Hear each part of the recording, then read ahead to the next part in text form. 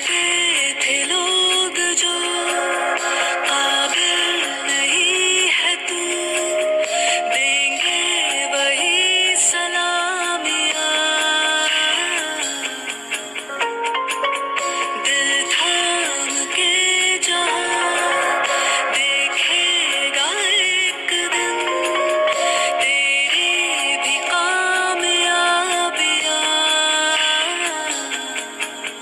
करके दिखा कमाल वो, आके ज़मीं पे दे के जाए आसमां। शाबाशियाँ, शाबाशियाँ, शाबाशियाँ, शाबाशियाँ, शाबाशियाँ। બધાની એક્ઝામ પતી ગઈ છે. આશા રાખું કે બધાની એક્ઝામ સારી ગઈ હશે. હવે આપણે પાછા જેમ આગળ ભણતા હતા એ રીતના સ્ટાર્ટ કરીએ છીએ આપણું સેકન્ડ પાર્ટમાં પહેલું ચેપ્ટર આપણું કિરણ પ્રકાશ શાસ્ત્ર, એટલે કે ચેપ્ટર નંબર 9 છે આપણું કિરણ પ્રકાશ શાસ્ત્ર અને પ્રકાશીય ઉપકરણ. બરાબર. હવે થોડું કન્ફ્યુઝન રહેશે કે આપણને હવે થોડું બોર્ડ માટે ગાઈડલાઈન એવી આવી ગઈ છે કે અમુક જે છે ટોપિક આમાંથી આ ચેપ્ટરમાંથી બી ઘણા બધા ટોપિક જે છે એ ઓમિટ કરેલા છે, પણ નીટ માટે હજુ સુધી આવ્યું નથી, એટલે આપણે બધા ટોપિક અત્યારે ભણવાનો પ્રયત્ન કરીશું. પછી જ્યારે તૈયારી કરવાનો વારો આવે ત્યારે જોવાનું કે ભાઈ આમાં કયા ચેપ્ટર આપણા બોર્ડમાં, કયો ટોપિક આપણા બોર્ડમાં નથી, તેને ઓછું મહત્વ આપવાનું. પણ આપણે નીટ માટે કરતા છે એટલે બધું જ આપણે ધ્યાનથી જોઈશું. કિરણ પ્રકાશ શાસ્ત્ર એટલે કે હવે આપણે જોવા જઈએ તો આપણે પ્રકાશ શાસ્ત્ર એટલે કે ઓપ્ટિક્સ ભણવાના છે. આમાંનું આ ચેપ્ટરમાંનું ઘણું ખરું તમે 10મા ધોરણની અંદર ભણી બી ચૂક્યા છે, આગળ બી તમે ભણેલા છે. તો સૌથી પહેલા આપણે પર વિચાર કરીએ કે પ્રકાશ કોને કહેવાય. જે આપણે પ્રકાશ શાસ્ત્ર ભણવાના છે એમાં પ્રકાશ શું છે, તો એક સસ્પેન્સ પહેલા જ તમને કહી દઉં તો પ્રકાશ આપણે એની આગળનો જે ચેપ્ટર ભણી ગયા એ પ્રકાશ શું છે, તો એ પ્રકાશ આપણે એમ કહી શકાય એ વિદ્યુત ચુંબકીય તરંગ છે. જે આપણે દ્રશ્ય પ્રકાશનો વિચાર કરીએ, બરાબર, એ આપણા બીજું કંઈ જ નથી. વિદ્યુત ચુંબકીય વર્ણપટનો દ્રશ્ય વિભાગ જે છે એને જ આપણે પ્રકાશ તરીકે ઓળખીએ છીએ. પણ ઘણી વખત ઇવન આ ચેપ્ટરમાં બી આપણે શું કરવાના છે, તો આ ચેપ્ટરમાં પ્રકાશને આપણે એ તરંગ સ્વરૂપ, પ્રકાશના કિરણ સ્વરૂપ લેવાના છે. આપણે પ્રકાશને કિરણ તરીકે, પ્રકાશનું કિરણ જશે, સપાટી પર આપાત થશે, પરાવર્તન પામશે, વક્રીભવન પામશે, તો બધાની અંદર આપણે પ્રકાશને શું ગણવાના છે, તો કિરણ તરીકે ગણવાના છે. કિરણ કોને કહેવાય એનું ડિસ્કશન આપણે કરીએ. ત્યાર પછી આપણે આના પછીના ચેપ્ટરની અંદર આપણે પ્રકાશને જે છે એ તરંગ સ્વરૂપ લેવાના છે. પ્રકાશને આપણે તરંગ સ્વરૂપ લેવાના છે. જે આપણે 11મા ધોરણમાં તરંગ ભણી ગયા હતા, સંગત તરંગ, લંબગત તરંગ, તો એ ટાઈપનું આપણે પ્રકાશને તરંગ સ્વરૂપ લેવાના છે. અને બીજું એક ચેપ્ટર જે છે તેની અંદર આપણે પ્રકાશને જે છે એ પ્રકાશને કણ સ્વરૂપ લેવાના છે, ફોટોન. બરાબર, કણ સ્વરૂપ. તો ખરેખર પ્રકાશ શું છે, તો ખરેખર પ્રકાશમાં તમને સિક્રેટ પહેલા જ વાત કરી દીધી કે પ્રકાશ એ શું છે, તો પ્રકાશ એ વિદ્યુત ચુંબકીય તરંગ જ છે એમ કહેવાય, જે અમુક સંજોગોમાં તરંગ અને અમુક સંજોગોમાં કણ તરીકે વર્તન કરે છે. અને એને લગતા કેટલાક ગુણધર્મોને આપણે સમજવા માટે આપણે પ્રકાશને કિરણ સ્વરૂપે બી દર્શાવીએ છીએ એમ કહેવાય. તો હવે આપણે જોઈએ કે કિરણ કોને કહેવાય. તો કિરણ એટલે પ્રકાશનું તરંગ જ્યારે ધારો કે એક બિંદુ A થી બીજા બિંદુ B સુધી જ્યારે જાય તો ત્યારે એ જે સુરેખ માર્ગે ગતિ કરે, એ સુરેખ માર્ગને પ્રકાશના તરંગ જ્યારે એક બિંદુથી બીજા બિંદુ સુધી જોડતો જે સુરેખ માર્ગ ગતિ કરતું છે એ સુરેખ માર્ગને શું કહેવાય, કિરણ કહેવાય. પ્રકાશ એક બિંદુથી બીજા બિંદુ સુધીનું જે આ સુરેખ માર્ગ જે છે એને પ્રકાશનું કિરણ કહેવાય. બરાબર, આ ગતિ માર્ગ જે છે એને કિરણ કહેવાય. ઘણા બધા આવા કિરણો ભેગા થાય તો એને એમ કહેવાય કિરણ પુંજ અથવા બીમ. એને ઇંગ્લિશમાં બીમ અથવા એને શું કહેવાય, તો એને કિરણ પુંજ કહેવાય. આ ચેપ્ટરમાં આપણે કેટલીક પ્રકાશીય ઘટના ભણવાના છે અને એને લઈને કેટલાક પ્રકાશીય ઉપકરણ ભણવાના છે. તો પહેલા આપણે જે જોઈવાના છે એક એ પ્રકાશીય ઘટના જ્યારે કઈ કઈ ઘટના બને, તો એક એનું ઉદાહરણ આપણે લઈએ. તો ધારો કે કોઈ સપાટી જે છે એ સપાટી ઉપર પ્રકાશનું કિરણ જે છે તે આપાત થાય છે, માની લો. કોઈ સપાટી ઉપર પ્રકાશનું કિરણ આપાત થાય છે.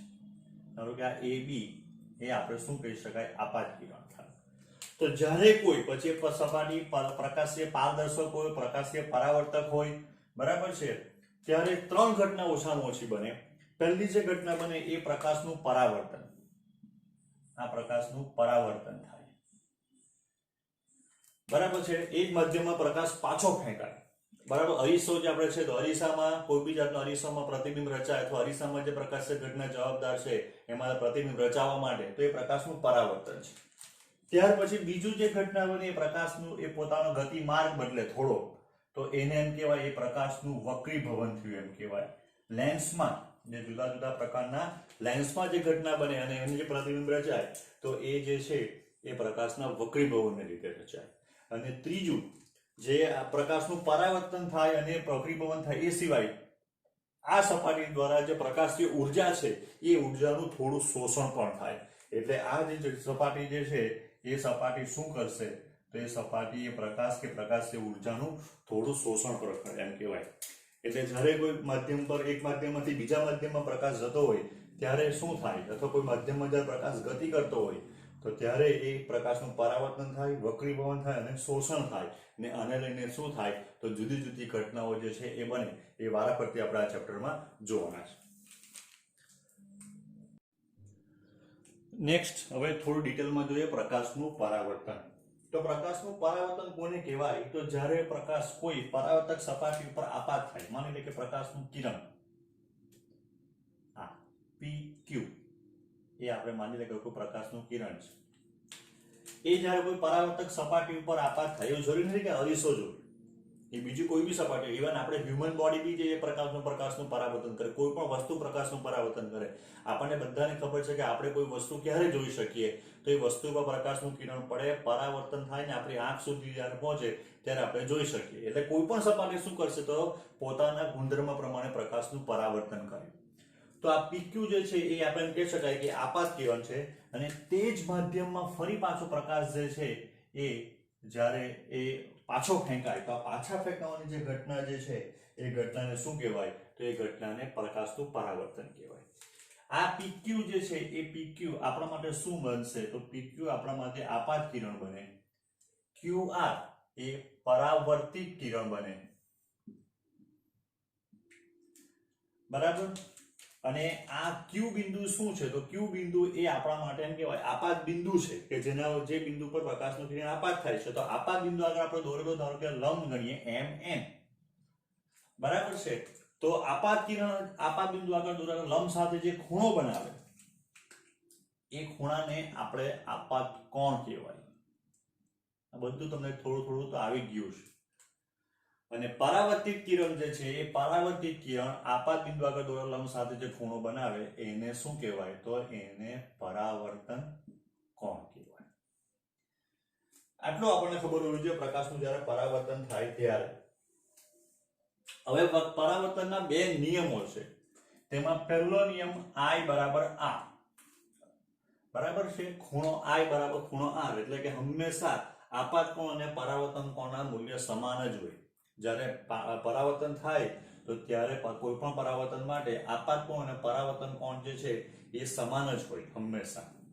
અને બીજું જે છે એ આપણું આપાત કિરણ PQ, લંબ જે છે તે MN અને પરાવર્તિત કિરણ QR. પ્રકાશનું કિરણ PQ, આપાત કિરણ, પરાવર્તિત કિરણ QR અને આપાત બિંદુ આગળ દોરેલો લંબ, આ ત્રણે હંમેશા એક જ સમતલમાં હોય. એટલે કે જો આપણા બોર્ડને જો સમતલ ગણવામાં આવે તો PQ આપાત કિરણ જે સમતલમાં છે તે સમતલમાં પરાવર્તિત કિરણ છે, તે સમતલમાં આપણે આપાત બિંદુ આગળ દોરેલો લંબ બી છે. એવું નહીં બને કે આપાત કિરણ આમ હોય ને પછી પરાવર્તન આમ થાય, બરાબર. એટલે આ ત્રણેય જે છે હંમેશા એક જ સમતલમાં હોય, આપણે એમ કહી શકાય. એટલે આ જે છે એ આપણને આગળની નાની નાની જે થિયરી છે કે મોટી થિયરી કે એક્ઝામ્પલ ગણવામાં કે MCQ સોલ્વ કરવામાં આપણને આ બે મુદ્દાઓ ઘણી વખત કામ આવશે. કે પરાવર્તનના નિયમો, તો પહેલો નિયમ જે છે આપાત કોણ અને પરાવર્તન કોણના મૂલ્યો હંમેશા સમાન હોય.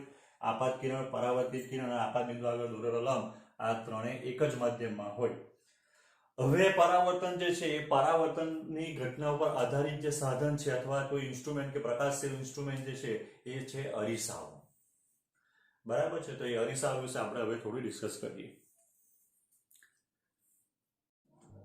હવે અરીસાઓ વિશે વિચાર કરીએ કે વાત કરીએ તો બે પ્રકારના અરીસા છે, એક સમતલ અરીસો અને એક વક્ર અરીસો. સમતલ અરીસા વિશે આપણે જેમને P1 સર જ્યારે નીટનું બધું કરાવશે ત્યારે એનું થોડાક અમુક સૂત્ર ને એવું જે છે એ કરાવશે. આપણે વક્ર અરીસાઓ પર ધ્યાન કરીએ તો વક્ર અરીસાઓમાં બે પ્રકારના અરીસાઓ આપણને ખબર છે, એક અંતર્ગો અને બીજો બહિર્ગો.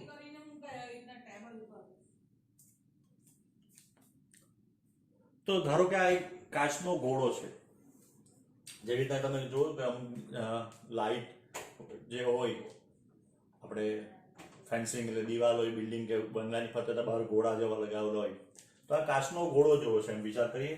એમાંથી અમુક ભાગ જે છે એ કટ કરવામાં આવે અહીંયા, એટલે એ જે ભાગ તમે સાઈડ ઉપરથી તમે જોવો તો એ સાઈડ ઉપરથી તમને આ રીતનો દેખાશે, અને સામેથી તમે જોવો તો સામેથી તમને આ રીતનો દેખાય. હવે આ જે વક્ર અરીસો જે આપણે કાપી દીધો, હા બરાબર, એની આ અંદરની સપાટી કહેવાય, આ બાજુથી ને આ બાજુથી જો આ અંદરની સપાટી જે છે તે, ને આ બાજુથી આ બહારની સપાટી. જો બહારની સપાટી પર ચાંદીનો ધોળ ચડાવવામાં આવે અને અંદરની સપાટીને પરાવર્તક બનાવવામાં આવે તો આ જે અરીસો જે છે એ અરીસાને અંતર્ગોળ અરીસો કહેવાય. જો અંદરની સપાટી ઉપર ચાંદીનો ધોળ ચડાવવામાં આવે અને બહારની સપાટીને પરાવર્તક બનાવવામાં આવે, બરાબર,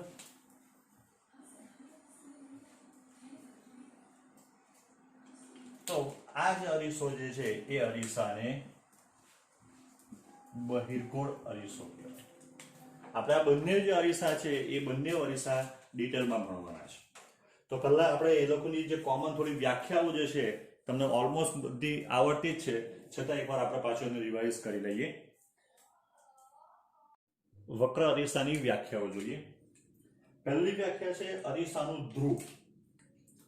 બરાબર છે, આપણે જો લિસ્ટ બનાવાય તો બનાવતા જઈએ. પહેલી વ્યાખ્યા છે અરીસાનું ધ્રુવ P. તો અરીસાનું જે મુખ્ય કેન્દ્ર, અરીસાનું જે કેન્દ્ર છે વર્તુળ, એટલે કે આ ધારો કે આપણે માની લઈએ કે આપણો અંતર્ગો અરીસો છે. અંતર્ગો અરીસા માટે આપણે આ રીતે દર્શાવવો પડે, અને આ આપણો બહિર્ગો અરીસો છે.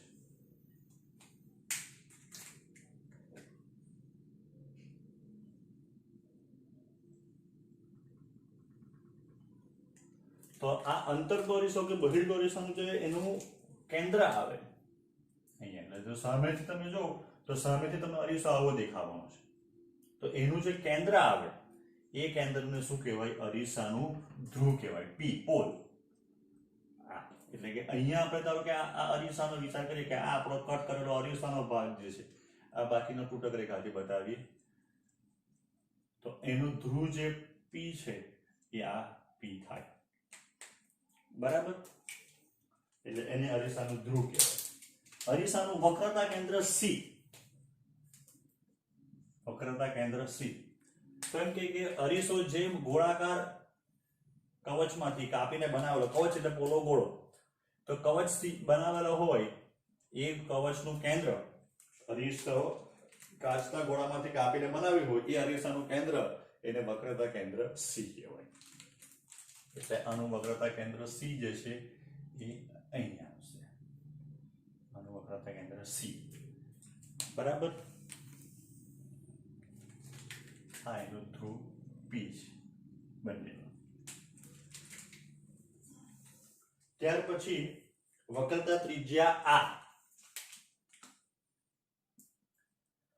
તો વક્રતા ત્રિજ્યા એટલે કે અરીસો જે ગોળાકાર કવચમાંથી કાપીને બનાવેલો હોય એની જે ત્રિજ્યા આવે એને વક્રતા ત્રિજ્યા R કહેવાય.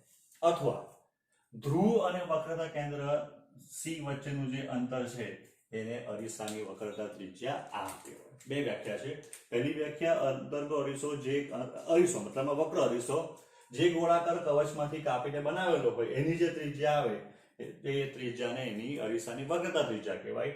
અરીસાનો ધ્રુવ અને અરીસાના વક્રતા કેન્દ્ર, અરીસાનો ધ્રુવ અને વક્રતા કેન્દ્ર સુધીના અંતરને બી અરીસાની વક્રતા ત્રિજ્યા r કહેવાય. ત્યાર પછી મુખ્ય અક્ષ.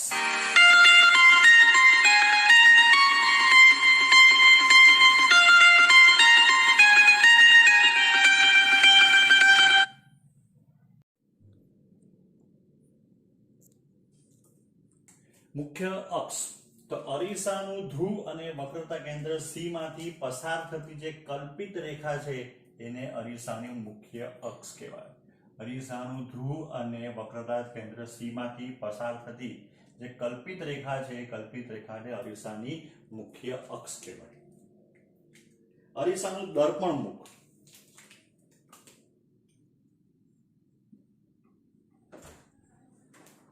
અરીસાનું દર્પણ મુખ એટલે શું? તો અરીસાનું દર્પણ મુખ એટલે ધારો કે આપણે અરીસામાં આપણો ફેસ જોઈએ અથવા કોઈ બી વસ્તુ જોઈએ તો આપણને અરીસાનો જે ભાગ દેખાય, જેમ આપણો ફેસ કે આપણે કોઈ બી વસ્તુ જોતા હોઈએ તો એને અરીસાનું શું કહેવાય? દર્પણ મુખ. તો અરીસાના દર્પણ મુખની પણ પર્ટિક્યુલર વ્યાખ્યા આપણે એમ આપી શકાય કે વક્ર અરીસાનો જે ગોળાકાર ભાગ જે છે અહીંયા, આ તો સાઈડ વ્યૂ છે, આપણે તો ફ્રન્ટ વ્યૂ જોઈએ તો આપણને આવો અરીસો દેખાય. તો એનો જે વ્યાસ જે બને ને એ વ્યાસને એનો શું કહેવાય? દર્પણ મુખ કહેવાય. અરીસાની ગોળાકાર સપાટીના વ્યાસના અરીસાનું શું કહેવાય? દર્પણ મુખ. ત્યાર પછી અરીસાની મુખ્ય કેન્દ્ર F. અરીસાનું મુખ્ય કેન્દ્ર F.